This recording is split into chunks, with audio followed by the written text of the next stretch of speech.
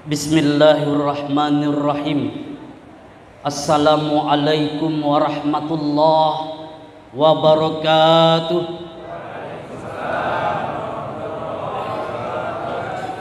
Ibu-ibu, kita ulangi lagi. Assalamualaikum warahmatullahi wabarakatuh.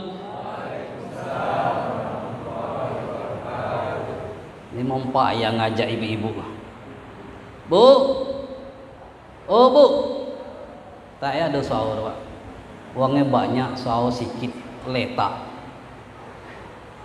Alhamdulillahi rabbil alamin wal akibatu lil muttaqin wala udwana illa ala zalimin. Ashhadu an la ilaha illallah wahdahu la syarikalah wa ashhadu anna Muhammadan abduhu wa rasuluhu la nabiyya ba'dah. Rabbi syrah li sadri wa yassir li amri wahlul 'uqdatam min lisani yafqahu qawli. Kaum muslimin wal muslimat, shaimin wa shaimat yang dimuliakan oleh Allah. Kita yang hadir pada malam hari ini, yang berada dalam masjid ini, mari senantiasa meningkatkan rasa syukur kita kepada Allah Subhanahu wa taala. Allah yang telah beri kita nikmat kesehatan. Dengan nikmat sehat, alhamdulillah kita dapat beribadah pada malam hari ini. Allah juga yang telah memberikan kita nikmat rezeki. Alhamdulillah dengan rezeki itu kita dapat berbuka sore tadi. Alhamdulillah Allah juga yang ijabah doa kita. Allahumma barik lana fi Rajab wa Sya'ban wa balikna fi syahri Ramadan. Allah jadikan kita menjadi tamu daripada bulan suci Ramadan. Kaum muslimin wal muslimat rahimakumullah. Judul ini saya robah sikit, tak sama yang disampaikan tadi, karena saya melihat di sana ada tulisan pembangunan. Maka judul pada malam hari ini saya robah menjadi dahsyatnya pahala sedekah. Adik-adik yang mau catat silakan, dahsyatnya pahala sedekah. Kaum muslimin wal muslimat rahimakumullah. Di zaman Rasulullah sallallahu alaihi wasallam ada seorang sahabat yang bernama Sya'ban. Di sini kira-kira ada nama Sya'ban tidak? Ada? Kalau ada ini mohon maaf, mungkin orangnya berbeda, namanya yang sama. Ada seorang sahabat Nabi yang bernama Sya'ban. Sya'ban ini punya kebiasaan yang aneh dari yang lain. Sebelum waktu sholat datang, Sya'ban sudah sampai di masjid. Dia duduk paling pojok. Ini bapak sana tuh paling pojok. Mungkin dia sudah dengar cerita Sya'ban ini. Dia duduk paling pojok dengan harapan dia tak mengganggu orang lain yang datang kemudian untuk beribadah. Sengaja dia ambilnya paling pojok. Dan suatu ketika sholat subuh, Rasulullah Shallallahu Alaihi Wasallam sebelum mengimami sholat subuh, dia lihat posisi Sya'ban sebelumnya. Diintai-intai oleh Rasulullah. Dilihat. Seisi masjid itu, sekeliling masjid dilihat oleh Rasulullah. Tengoknya tak ada Sya'ban. Kemudian Rasulullah bertanya kepada para jemaah subuh, aina Sya'ban? Di mana Sya'ban? Siapa yang melihat Sya'ban? Semua jemaah pada saat itu menjawab, kami tidak melihat Sya'ban wahai Rasulullah. Sehingga waktu sholat subuh ditunda sedikit, karena hanya ingin menunggu Sya'ban. Kehadiran Sya'ban sangat diharapkan.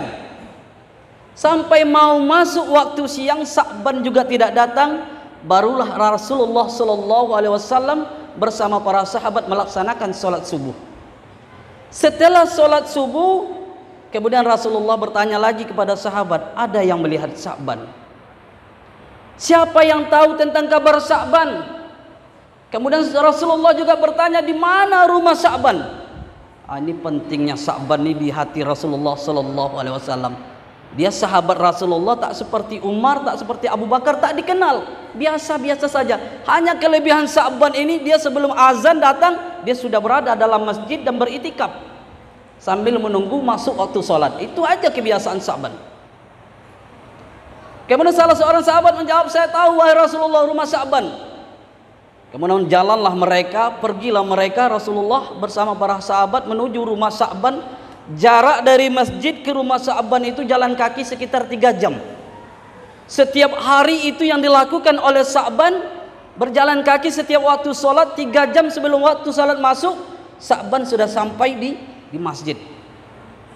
Jadi itu yang dilakukan oleh Sa'ban setiap hari.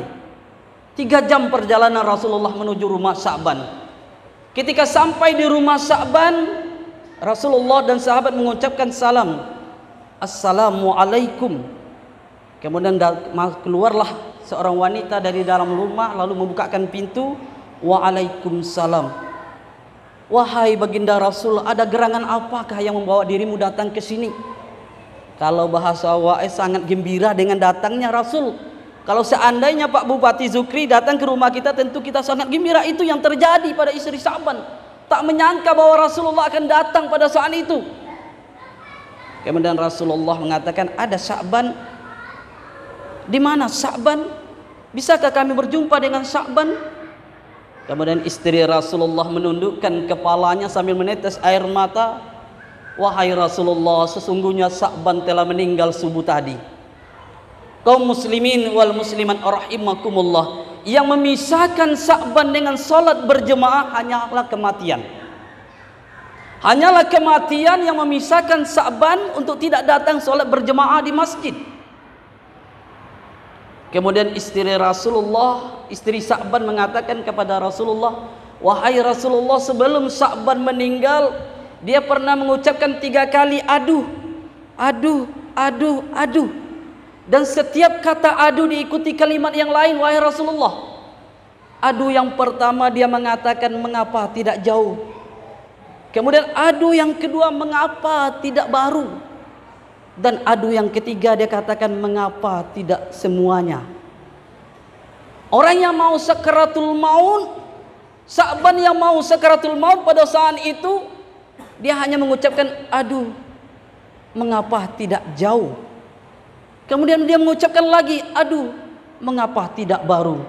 Kemudian dia mengucapkan lagi, aduh, mengapa tidak semuanya.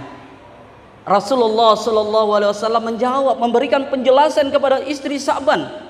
Dan ini dituangkan oleh Allah di dalam surah Al-Kahf ayat 22. Yang artinya sesungguhnya kamu telah lalai tentang hal ini. Maksud lalai di sini adalah kematian. Maka kami singkap tutup yang menghalangi penglihatanmu. Maka pada hari ini sungguh penglihatanmu sangatlah tajam. Kaum muslimin wal muslimat rahimakumullah, pada saat sakaratul maut yang selama ini tertutup oleh mata penglihatan kita itu dibuka oleh Allah. Penglihatan kita menjadi tajam. Maka kita lihat orang yang mau sakaratul maut itu ada yang matanya terbelalak ke atas. Ada yang dia sambil tersenyum-senyum. Ada yang mengigau. Banyak macam. Karena apa? Karena pada saat sakaratul maut Allah Subhanahu wa taala memutar seluruh video kehidupan kita. Jadi setiap kebiasaan kita sehari-hari pada saat sakaratul maut itu Allah perlihatkan. Ini yang terjadi pada Sa'ban. Makanya Pak Sa'ban mengatakan, aduh, mengapa tidak jauh. Allah Subhanahu wa taala memperlihatkan kepada Sa'ban video perjalanan hidupnya dari rumah menuju masjid. 3 jam perjalanan itu setiap hari dia lakukan, dilihatkan oleh Allah kepada Sa'ban.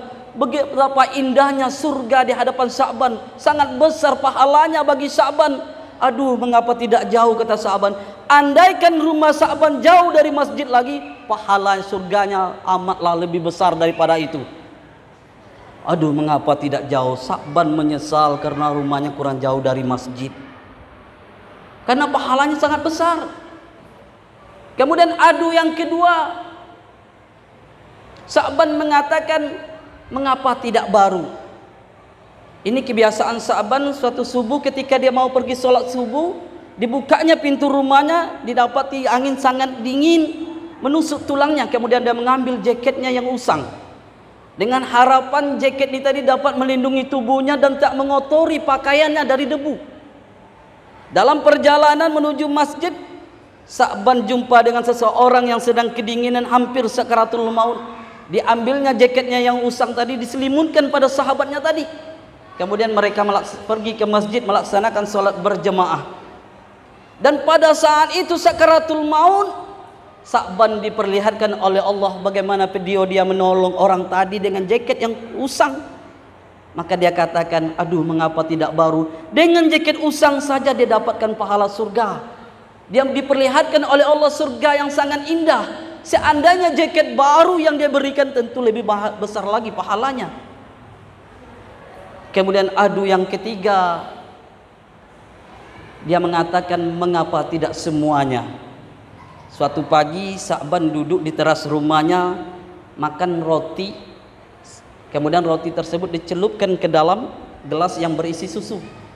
Ini roti orang Arab ini, kalau yang pernah pergi umroh Mekah itu besar, sangat besar sekali itu. 2 atau 3 kali ukuran daripada roti Indonesia, sangat besar. Jadi datang pengemis menghampiri Sa'ban kelaparan dan minta roti yang dimakan oleh Sa'ban.